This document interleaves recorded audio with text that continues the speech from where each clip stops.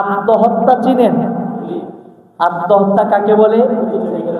নিজে নিজেকে হত্যা করে। কি দিয়া? কেউ বিষ খাইয়া, কেউ দেখা যায় বিল্ডিং এর উপর থেকে লাফ দিয়া, কেউ পাহাড়ের উপর থেকে লাফ দিয়ে, কেউ আগুনের ভিতরে ঝাঁপ দিয়ে, কেউ পানির ভিতরে ঝাঁপ দিয়ে। যেই ব্যক্তি নিজে নিজেকে হত্যা করলো, আল্লাহ পাক কোরআনের ভিতরে বলেন ওয়ালা তাকতুলু আনফুসাকুম, তোমরা নিজেরা নিজেদেরকে হত্যা করবে না। অন্য আয়াতে বলেন ওয়ালা তালকু আইদিকুম ইলা তাহলুকা, তোমরা নিজেরা নিজেদেরকে ধ্বংসের দিকে ঠেলে দিবে না।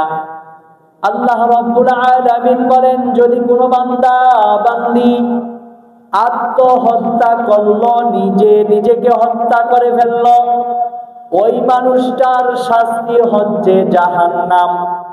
আল্লাহর রাসূল হাদিসের মধ্যে বলেন কোন ব্যক্তি যদি আত্মহত্যা করে, বিষ খেয়ে যদি কোনো ব্যক্তি মৃত্যুবরণ করে, কোন ব্যক্তি ধারালো অস্ত্র দিয়ে যদি নিজে নিজেকে হত্যা করে ফেলে, কাল কিয়ামতের ময়দানে আল্লাহ রাব্বুল আলামিন ওই বান্দা বান্দিকে বলবেন তুমি যেই বিষ খেয়ে দুনিয়া থেকে মৃত্যুবরণ করেছ, এই নাও সেই বিষের বোতল, তোমার কোনো হিসাব নাই, তুমি জাহান্নামে যাও।